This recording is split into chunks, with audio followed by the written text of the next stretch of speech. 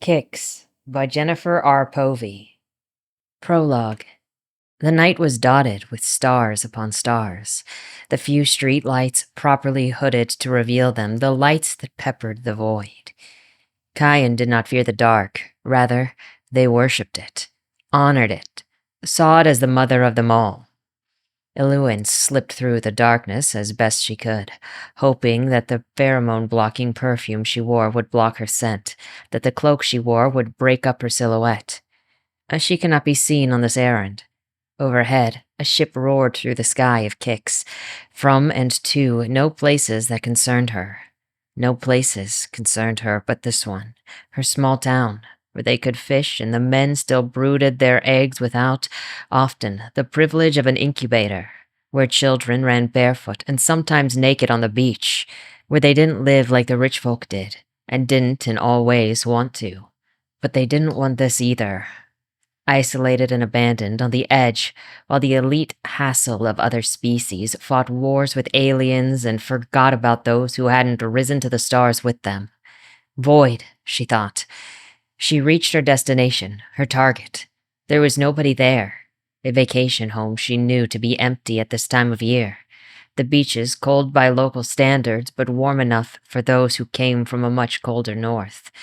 The device was stuck under the window, where it would do most damage. The home, larger than any other. The home of the rich person who did not even come here but a few times a year when the beaches were at their best. Then, Iluin was gone, hopefully unseen into the night. Gone to where she would be forgotten, but what she did would not. When she saw the headlines the next morning, the father and children inside the supposedly abandoned home, Iluin grieved. A week later, they found her, washed up on the shore. It was not, of course, proven that it was a suicide. Those who knew her knew. And now there would be far too much attention brought to their little town. 1. The air was muggy, a sense of oppressive heat that threatened to descend over the town. It felt like it was going to rain, but it never actually did. The oppression just lingered on and on. It swallowed your sweat without letting you cool. It matched Deanna's mood. They had found the body that morning, washed up on the beach, in that place where they always ended up. All of them. Once or twice a year, somebody jumped off Merrill's Point, knowing that the current would wash them away. It was suicide. Very occasionally, somebody was pushed off Merrill Point by one who thought they could, by this means, make a murder look like a suicide. The body was in the morgue. Gianna glared at the point. It had once had a lighthouse on it, the stub still visible, a broken tooth against the sky. The Preservation Society hadn't bought it, had let it go to ruin. It had not been a beautiful or spectacular light, so nobody had cared. If there was still a lightkeeper up there, it probably wouldn't be a popular destination for suicides. This one, though, was personal. No, he had to be honest. This one was his fault. He had killed Iluin as surely as if he had pushed her. This had not been meant to happen. Not like this. None of this was supposed to be like this. Targeting the rich was one thing, and he'd put the idea into her head. But they were supposed to target property, not people. And you never involve kids too young to have a suffix on their name, kids too young to know what their gender was, who they were. Not saying they never got hurt, but you never targeted them. There would be a special investigation sent to investigate the fire now. And no doubt they would poke into Iluin's death too, if only because of timing. He thought of the lovely young woman broken on the rocks. She hadn't even completely finished school. This was so often a game for the young and fit. He put his responsibility in a little mental box so that he could set it on one side. There was no bringing any of them back. There was no sense to torture himself over it.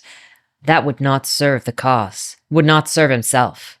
He glanced up. Orbital hardware glinted as the light began to fail. Kicks had no natural moon, no second body to reflect the sun and light the night. Instead, it had those hundreds of lights, large and small, and some of it was good, but some of it was not good. Was one of these dots the alien ship? He didn't know. He didn't want to know. He glared skyward anyway, and then went back to walking along the beach, hoping his body language would keep others from approaching him. He was not ready to deal with people yet. Sometimes he thought becoming a hermit would be a good idea, would keep him away from all of this, from the crazy. There was so much crazy. The tavern was somewhat crowded when Daniel decided that he could face people again, but the mood was somber. The open window let in the air, but many people were inside, warming the place pleasantly and filling it with the cinnamon musk scent of sweat. More gathered around the orange and white awnings. A lot of people had liked Iluin. In a small town, people knew each other. She had been considered a good kid. Somebody who didn't let the excessively progressive influences of the city go to her head. Not like the girl who had gone off to medical school. A girl in medical school? Of course, if you went back far enough, tradition would have made him property. No, he didn't want to go back that far. But women were simply not suited to the nurturing professions. Iluin had been talking about a stint as a ranger in the hunting grounds further north. Much more respectable. The barkeep poured Djanel his usual tankard of vril before he even reached the bar, 3 slate fingers uncurling from the tankard as he set it on the bar. Djanel laughed slightly, taking it and sniffing before pouring a little bit into his maw. Good. It was the good stuff, not the cheap, mass-produced crap. It made him grateful not to be poor. It was the little things that made life worthwhile. Feel better? The barkeep asked. Not really, but it helps. It did. Just that little bit. Little things. We're all gonna miss her. Don't suppose you have any idea why she did it. Djanel tilted his head in a jerking sideways motion that indicated a no without any vocalization. He didn't trust himself to say more. Everyone knew that he had a connection to her. He was too old for her to consider as a father for a clutch, but he suspected that she had seen him as a reasonable substitute for her own father, who had not been the best of parents. Too much strong alcohol, too little proper parental instinct, living proof that too much technology affected the bond between a father and his clutch.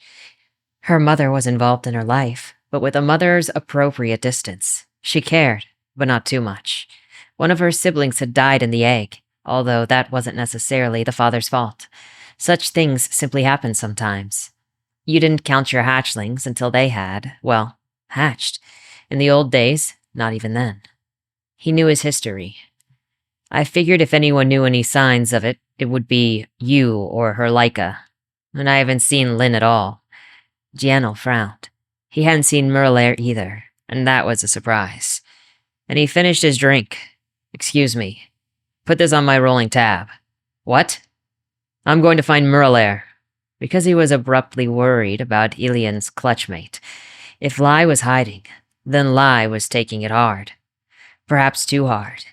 Djanel did not want to lose both of them. He cared for them almost more than his own since-fled children, the ones who had rebelled. He could not lose both of them. He knew where to look, but it took him 3 attempts to locate the young lion. Leigh was sitting on a rock above the beach, throwing stones into the water. Spray had created dark patches on Lynn already dark-eyed, dripping from Lynn. Leigh had scared off the entire local avian population and was, no doubt, confusing the fish. Djanel merely went over to Lynn, wordless. He waited, the breeze from the water cooling him and lifting his loose clothing away from his skin. It was a long while before Leigh stood to talk. An angular anger marked every part of Lynn. You killed her. I accept some responsibility, Djanel said. Give me one good reason not to push you into the ocean right now. I like swimming, was all he could come up with. Not that he wanted to take any unprecedented bath with his clothes on. But he did like swimming. Always had. Unexpectedly, bitterly. Merlair laughed. I know you do, and I suppose that was uncalled for. Not entirely. I admit that I have some responsibility. But we can't. We have to move on and do what she couldn't do. Kill more kids? Not if I have anything to do with it. I swear. They weren't supposed to be there. They weren't supposed to be there for another month. The unseasonably warm weather had drawn them in faster.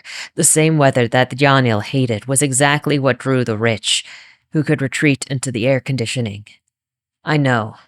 But maybe we should have been more careful. At least some of the anger was being directed firmly internally, Djanel knew. He knew how Merlair felt. No, He didn't know how Merrilor felt. Illywin had been his trainee, somebody who had looked to him as a role model and substitute father. Merrilor and Illywin had cracked shell next to each other, might easily have been the first thing the other saw. Losing a clutchmate was worse than anything but losing a child. And not just having that child walk away, although he regretted that painfully. We should, he agreed. If we pick another target, we need to do better sweeps, and no more houses for a while. I have an idea, Merrilor said, finally. We can make Varahin's life difficult. Going after Varahin was not what he would have thought of, but if Merrilor knew of a good way to annoy her without bringing a military down on them, he would take it.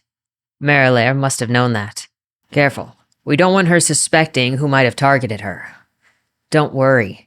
I'm thinking some judicious sabotage. Nobody need even see who did it. Be careful of your biometrics then. The rail? The rail. Varahin's wealth came from shipping olla berries and juice, one of the few fruits Kian enjoyed, and a few key ingredients in certain liqueur this area was famous for. She was a staunch progressive, a supporter of the idea of expanding the Council of the World into the Council of Worlds and allowing off-worlders seats at the table. Once that happened, once the Taurir and the Glen were allowed to be equals in Kian, there was no putting everything back the way that it was. They belonged on their own planets. As did the Kian. Do it, he said finally. Spare me the details. Just make sure nobody actually gets hurt. There could be no intentional killing. Not right now. Not unless it was really the best way to achieve something. It rarely was.